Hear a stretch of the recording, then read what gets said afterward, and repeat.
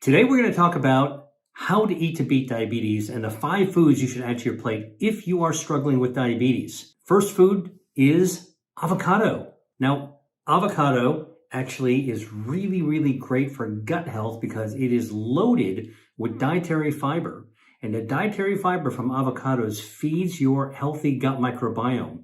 And a healthy gut microbiome lowers inflammation, which is actually a problem in diabetes because the diabetic state makes your body inflamed. It's pro-inflammatory. The other thing that avocado does is actually makes your body more sensitive to insulin. And this is really important if you have type 2 diabetes. It allows your body to actually draw in that fuel, that energy from sugar and carbs that you might have in your diet as well. So, avocados. How do I like to have avocados? Well, listen, I like them very simple. If you get a nice ripe avocado and you peel it, and you can actually just take out the pit, you can actually eat it with a spoon, sprinkle a little bit of salt, squeeze a little bit of lemon on, and you actually have something really delicious. Or, of course, you can spread it onto toast. The old avocado toast trick. Great for breakfast. Okay, food number 2, goji berries. You know those little red and orange berries that you'd find in an Asian market? Well, these are considered herbal medicines. They're actually used in China as tea. Guess what goji berries do? Goji berries actually have something called lutein and zeaxanthin that's good for your vision, good for your retina. Now, why is that important? Because people with diabetes are at risk for vision loss. This is from diabetic retinopathy and other forms of retinal disease. This is a disease in the back of your eye where all the blood vessels actually are. Diabetes actually makes your blood vessels not so healthy, and lutein and zeaxanthin in goji berries are actually good for protecting that retinal lining. So, number 2 is goji berries. Number 3, broccoli sprouts. Broccoli sprouts actually boost your immune defenses, and diabetes is a state where your immune system is actually depressed. It's an immunocompromised, immunosuppressed state. So anytime you can actually do anything to boost your immune system, that's a good thing. So how do you do this? Well, broccoli sprouts are basically baby broccolis. They're only 3 to 4 days old, but guess what? Broccoli has something called isothiocyanates or ITCs, and these are immune boosters, and broccoli sprouts have 100 times more of these ITCs, these helpful immune boosting bioactives. And studies have actually shown that if you actually have broccoli sprouts after getting a flu vaccine, for example, you can boost your immune response by up to 16 times. And so this is really powerful, a way of actually supporting your immune system.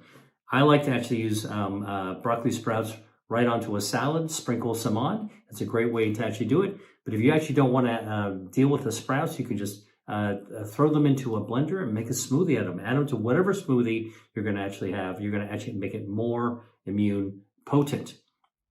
All right, food number 4, if you've got diabetes, is sea bass. What am I talking about? Sea bass is a fish that contains healthy omega-3 fatty acids. And what omega-3 fatty acids do is they actually help to improve your stem cells. They protect your stem cells. And in diabetes, that high sugar state actually stuns the stem cells in your body. Now, I write about stem cells in my book, Eat to Beat Disease.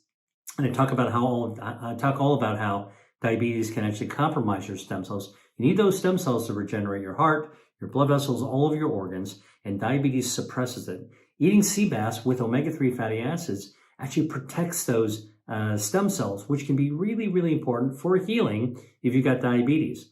Now, here's the other thing that is more recent research has shown, that sea bass contains peptides. These are little fragments of proteins, okay? And these peptides can actually stimulate wound healing. And wound healing is an issue that every diabetic needs to be aware of, because as their blood vessels are compromised in diabetes, it's really easy to actually have a situation called neuropathy. Neuropathy is where your nerves don't work properly. So think about what happens in your foot. If you actually step on a piece of glass, thumbtack, and your nerves are working properly, you're going to pull back, right? You're not going to step on it, and then you're going to look at your foot and you're going to clean it off and put a Band-Aid on it. Diabetics actually can't feel that injury because their nerves are actually dulled or even dead. And then what happens is that you step on something sharp, you don't feel it, you create a wound. That wound, you don't even know you have it, gets infected, and now you don't have enough blood vessels to be able to heal that area. Diabetic wounds in the foot are a big deal. In fact, they are called chronic wounds because they often don't heal, and they keep on getting infected and unhealed. That can lead to an amputation. So, one of the foods that you might want to eat if you've got diabetes and you want to protect yourself from wounds and you want to protect your stem cells is to actually have sea bass. How do I like to eat sea bass? Well, there's so many different ways you can eat it. I can tell you, I write recipes in my book, Eat to Beat Disease and Eat to Beat Your Diet. I think that Eat to Beat Your Diet has a recipe for steamed fish. You can put it into a steamer, all right? Just a nice chunk of the fish. Steam it up then with a little bit of soy sauce, a little bit of sesame oil, slice some ginger up right on top of that. Steam it just for about 10 minutes. It'll be done.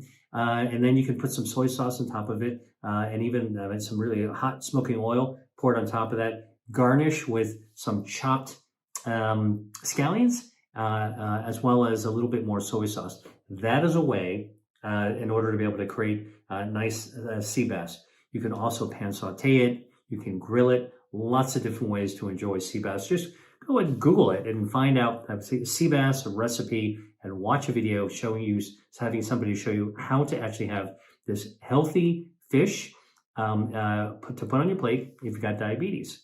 Hey, just a quick note. I wanted to share another great resource with you. Look, I love eating seasonally.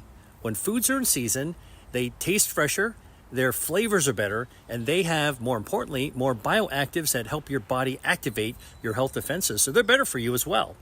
And I put together a special guide that shows you some of these foods called 3 disease-fighting foods for the spring. Trust me, these are the foods that you're going to want to put in your cart the next time you're in the grocery store or when you're at the farmer's market. Get my guide for you right now for free in the caption below. Now, let's get back to the video. And the 5th food you should actually have are seafoods, other types of seafoods that can have omega-3 fatty acids.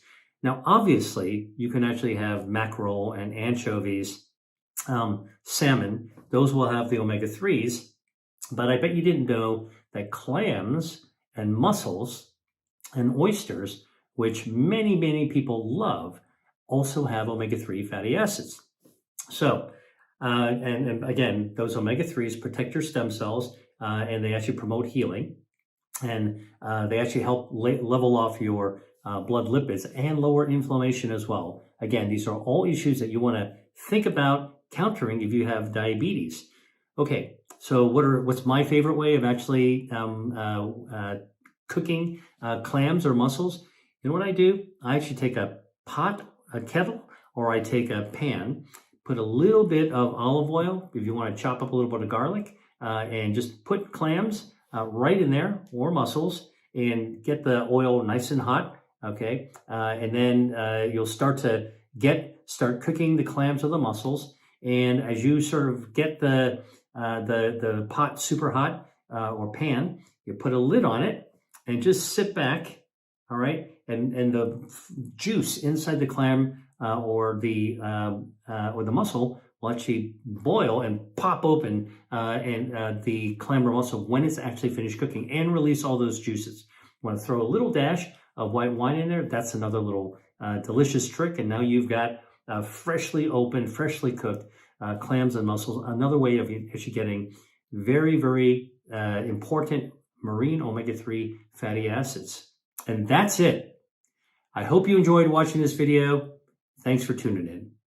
Hi there. If you enjoyed watching this video, I know you'll love the next one. Stay here and check it out. And I'll see you there.